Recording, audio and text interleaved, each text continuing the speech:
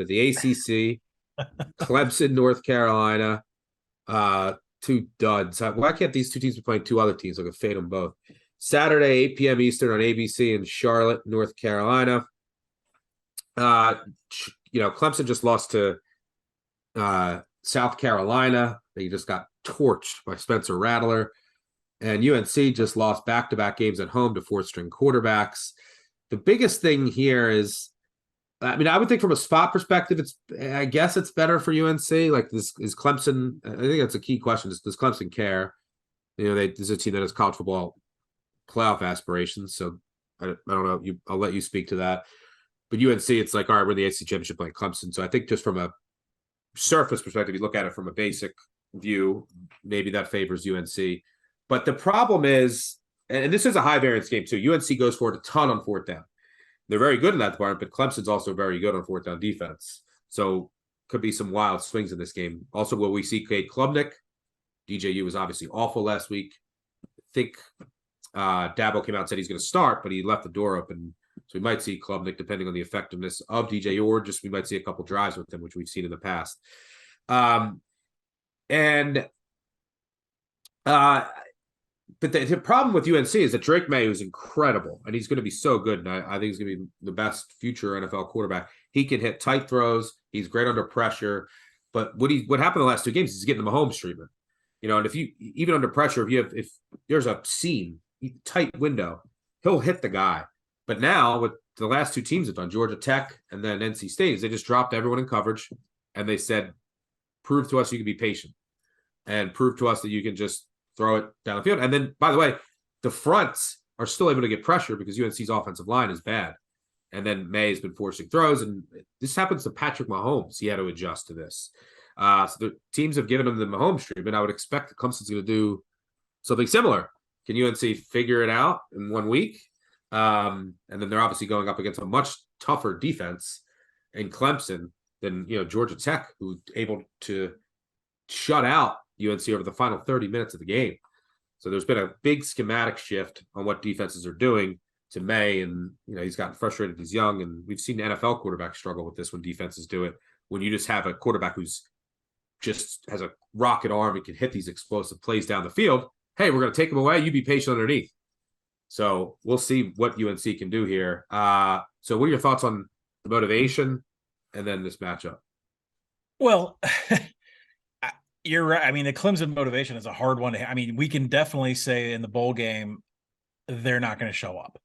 And there is a laundry list of players that I think are ready to A, opt out, or B, get into the portal.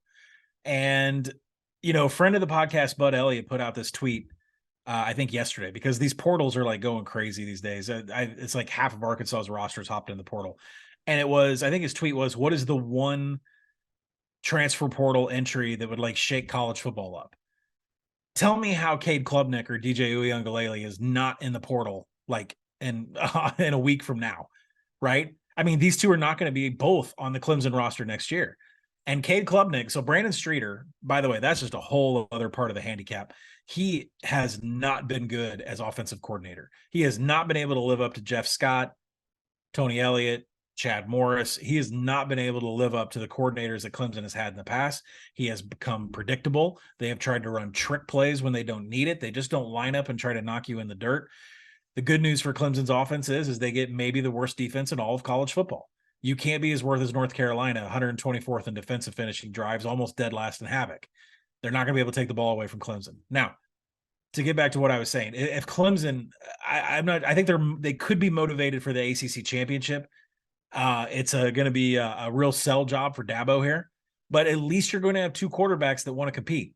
Cade Klubnik might already have it in his mind. This is my job, and I'm going to take it away from DJ right here. Or he might have it in his mind, I'm hitting the portal, and I want a good film for everybody to see. DJ's thinking the same thing. I would not be surprised as a Southern California kid with the way that DJ takes commentary about his game, the way he takes things personal. I wouldn't be surprised if he ends up out at, say, in Oregon, a team that recruited him, but he already might have had his mind made up for Clemson. He ends up out on the West Coast where the lights won't be as bright and he doesn't have to hear much more of that commentary. So I think you're going to have both quarterbacks fired up. And the fact that North Carolina's defense can't expose the fact that you can telegraph Brandon Streeter's play calling, I think is all benefit. Now, the best unit in this game is the Clemson defense. And this is probably the last time you're going to see Miles Murphy, Brian Barisi, some guys in the secondary. I think it's the last time you're going to see them play. And yes, North Carolina's offense has been fantastic behind Drake May.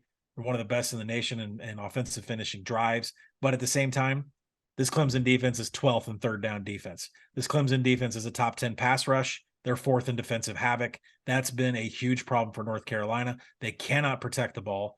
They allow everybody to play behind the line of scrimmage, and there's lots of fumbles and lots of interceptions, and that's going to be the difference in this game. So I like my Clemson -7.5 bet. Hopefully defense oriented. Hopefully Brandon Streeter's the offensive coordinator of Clemson quits running this telegraph crap trick plays. And hopefully we have two quarterbacks that are fighting to be in this position next year, and the other one's fighting to have some good tape on the portal. Yeah, that's a good point. They could be treating this as an audition.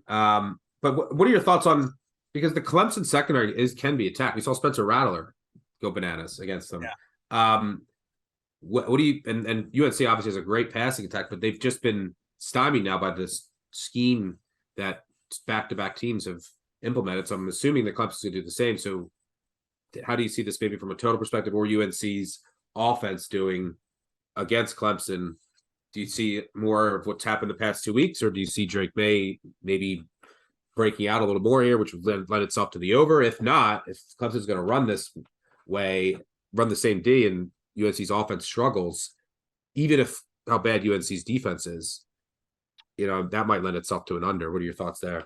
Yeah, I mean, the total spot on. I make it 62, so I'm not sure, and that's a key number. 65 is also key, so I'm not sure if I want to go over the 63.5 because, yes, Drake May is going to be explosive here and he's going to get down the field, but Clemson's also 14th in tackling. So they don't allow a lot of explosives. They don't allow it on the ground. They're about mid FBS against pass explosiveness, but the fact that they're able to tackle, at a top 20 grading, they don't miss a lot of tackles. I think that's going to limit the amount of explosives that North Carolina has, but North Carolina is going to get their share of points. Absolutely. But, if they get stopped short of the goal or in the red zone or within the 40, that's where Clemson's able to cook because Drake May is going to run out of room for deep passes and for crossing routes and for everything. The closer you get to the goal line, the less space you have to work.